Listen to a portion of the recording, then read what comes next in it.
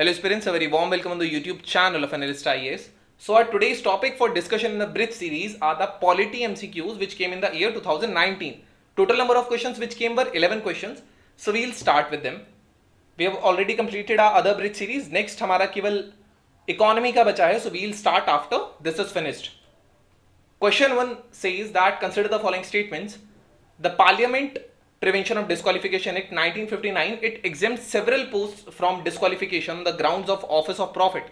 The above mentioned act was amended 5 times. The term office of profit is well defined in the Constitution of India. Which of the following statements given above is are correct? Pause the video, try to attempt it. Now let's see the answer. So iska jo correct answer is that is A, which is 1 and 2 only. Third is a very extreme statement and office of profit कहीं भी constitution में well defined नहीं है. Statement first says the Parliament Act of 1955 it exempts several posts from disqualification like ministers of state, deputy ministers, parliament secretaries, parliamentary under secretaries, deputy chief whips in India, vice chancellors of universities, office in national cadet corps and territorial army. तो ये इन post को disqualification से हटाता है. It exempts them. So statement first is correct and statement second it has been amended 5 times since its formulation in 1960, 1992, 93, 2006 and 2013. So your both statements are correct. Third one is incorrect. Second says the 9th schedule was introduced in the Constitution of India during the prime ministership of Jawaharlal Nehru, Lal Bahadur Shastri, Indira Gandhi or Morarji Desai. Pause the video, try to answer.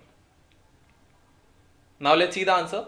9th schedule first amendment act से introduce हुआ था जो कि 1951 में आया था. इस हिसाब से आप इन दो ऑप्शंस को तो हटा ही सकते हैं. Now let's see in the aftermath of the Kameshwar Singh versus state of Bihar judgement the government got apprehensive that the whole agrarian reform programs would be endangered and to ensure the agrarian reform legislation did not run into heavy weather, the legislature amended the constitution in the 1951 and the prime ministership of Jawaharlal Nehru which inserted the 9th schedule. इसमें insert करने के बाद उन laws को supreme court scrutiny नहीं कर पाता था, उनके ऊपर वो जजमेंट नहीं दे पाता था. बट 2007 के बाद अब 9th शेड्यूल भी अमेंडेबल है अगर वो बेसिक कॉन्स्टिट्यूशन राइट्स को हटाता है, बेसिक स्ट्रक्चर के लिए अगर वो वायलेट करता है. Question 3 says consider the following statements. The 44th amendment to the Constitution of India introduced an article placing the election of the Prime Minister beyond judicial review. Second, Supreme Court of India struck down 99th Amendment to the Constitution of India as being violative of independence of judiciary. Which of the statements given above is are correct? Pause the video, try to attempt it.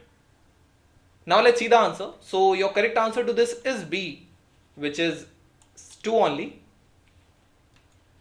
In 1975, the Parliament passed the 39th Amendment to the Constitution, which remove the authority of Supreme Court to adjudicate petitions regarding the elections of the President, Vice President, Prime Minister, Speaker of Lok Sabha. Instead, a body constituted by the Parliament would be vested with the power to resolve such election disputes. Option 1 is incorrect and Supreme Court struck down 99th Amendment as it impinges upon the principle of independence of judiciary as well as the separation of powers. So ये second आता है. Question 4. Consider the following statements. The motion to impeach a judge of Supreme Court of India cannot be rejected by Speaker of the Lok Sabha as per the Judges Act 1968. The Constitution of India defines and gives details of what constitutes incapacity and proved misbehavior of the judges of the Supreme Court of India. The details of the process of impeachment of the judges of the Supreme Court of India are given in the Judges Inquiry Act of 1968. If the motion for impeachment of a judge is taken up for voting, the law requires the motion to be backed by each house of the parliament and supported by a majority of the total membership of that house and by not less than 2/3 of the total members of that house present in voting. Which of the statements given above is are correct? Pause the video, try to attempt it. Now let's see the answer. So the correct answer to this is C is your correct answer. 3 and 4 both statements are correct. A removal motion signed by 100 members or 50 members is to be given to the Speaker or the Chairman, and the Speaker or the Chairman may admit the motion or he can refuse to admit it. First is incorrect. Statement second is also incorrect as the Constitution has nowhere defined these terms incapability and proved misbehavior. The Judges Inquiry Act regulates the procedure relating to the removal of judge of the Supreme Court by the process of impeachment. Third is correct. And after the motion is passed by each house by a special majority, an address is presented to the president for the removal of the judge. Fourth is also correct. So your correct answer to this is C. Which article of the Indian Constitution safeguards the one's right to marry the person of one's choice? 19, 21, 25 or 29? Pause the video, try to answer. Now let's see the answer. So article 19 freedom आपको देता है, 6 type की freedom है. Freedom of speech, assemble peacefully, form association and India में किसी भी part में रहना, ये सारी चीजें. Article 21 life and liberty. Article 25 religious rights देता है आपको. एंड इसी हिसाब से अगर हम इसका देखेंगे तो option B, in the Lata Singh versus state of Uttar Pradesh 2006, supreme court viewed the right to marry as a component of right to life. और जो 29 है कल्चरल एंड एजुकेशनल राइट है, तो आप एलिमिनेशन से भी निकाल सकते थे, बट ये है आपका B, life and liberty. Question 6, with reference to the constitution of India prohibits all prohibitions or limitations or provisions contained in ordinary laws cannot act as prohibitions or limitations on the constitution powers under the article 142. It could mean which of the following? The decisions taken by the Election Commission of India while discharging its duties cannot be challenged in any court of law. The Supreme Court of India is not constrained in the exercise of its power by laws made by the Parliament.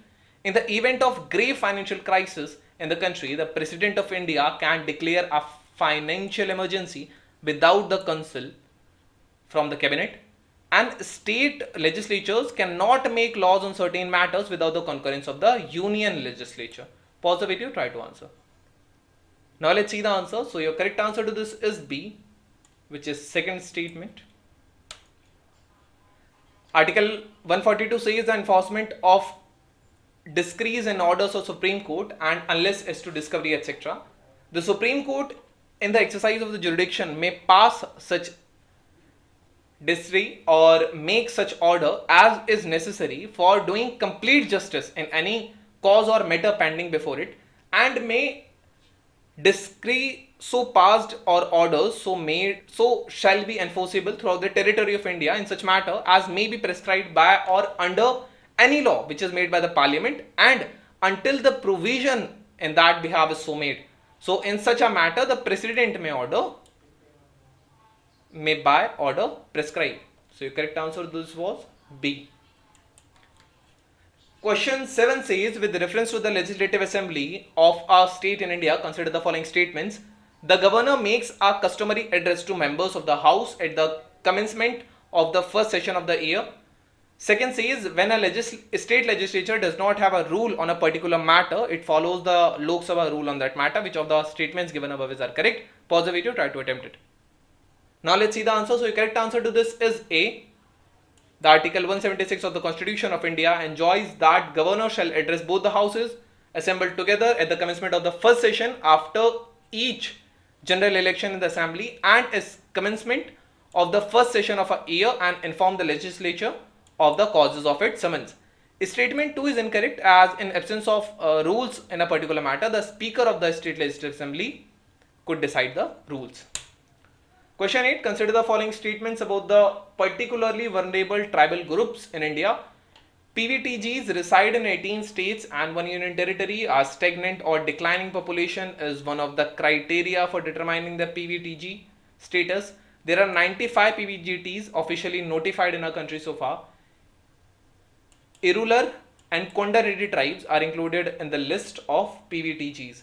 Which of the statements given above is are correct? Pause the video, try to attempt it. Now let's see the answer. So your correct answer to this is C, which is 1, 2 and 4. There are particularly 75 groups, not 95. So you can eliminate this statement. By elimination, you got your answer is C. And if you want to read more about it, you can pause the video, you can read it from here.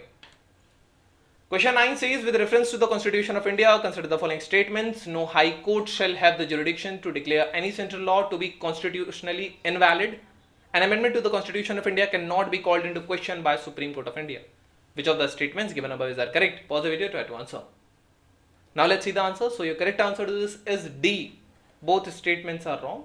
क्योंकि high court के पास ये power होती है कि वो किसी भी central law को भी कॉन्स्टिट्यूशनली इनवैलिड घोषित कर सकता है. The 42nd Amendment Act of 1976, it curtailed the judicial review of power of the High Court. It debarred the High Courts from considering constitutional validity of any central law. But however, then came the 43rd Amendment Act of 1977 and it restored the original position. High Court has the power to invalidate any central law which goes against the ethos of the Constitution. Similar is the case with the Supreme Court. If any constitutional amendment goes against the basic structure of the Constitution, Supreme Court has all the power to call it into question. In 2015, the Supreme Court declared both 99th Constitutional Amendment Act and the National Judicial Appointment Commission Act 2014 as unconstitutional, null and void. क्योंकि ये second जजेस case को violet करते थे. Second जजेस case के हिसाब से चीफ जस्टिस ऑफ इंडिया जो है उनकी पावर मेंटेन रहनी चाहिए और ये उसको थोड़ा सा कम करता था. तो इसको हटा के अभी भी कोलिजियम सिस्टम है जजेस के अपॉइंटमेंट के लिए. ये बेसिक स्ट्रक्चर डॉक्ट्राइन से हटा दिया गया था. Question 10. In the context of polity, which one of the following would you accept as the most appropriate definition of the liberty? Protection against the tyranny of political rulers, absence of restraint, opportunity to do whatever one likes, opportunity to develop oneself fully. Pause the video, try to answer. Now let's see the answer. So इसका जो correct answer है that is D. Why is it so? Because in preamble it is written liberty of thought, expression, belief, faith and worship, and liberty is an opportunity to develop oneself fully. Question 11 and the last question of today's session. Which one of the following suggested that the governor should be an eminent person from outside the state and should be a detached figure without intense political links or should not have taken part in the politics with the recent past? First Administrative Reforms Commission 1966, Raj Manar Committee 1969, the Sarkaria Commission of 1983, the National Commission to review the working of the Constitution 2000. Pause the video, try to attempt it.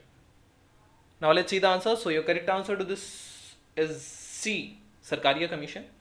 Sarkaria Commission gave its recommendation for the selection of the governors. This was all about today's video session. Thank you, have a nice day and stay tuned with Analyst IAS for your better preparation.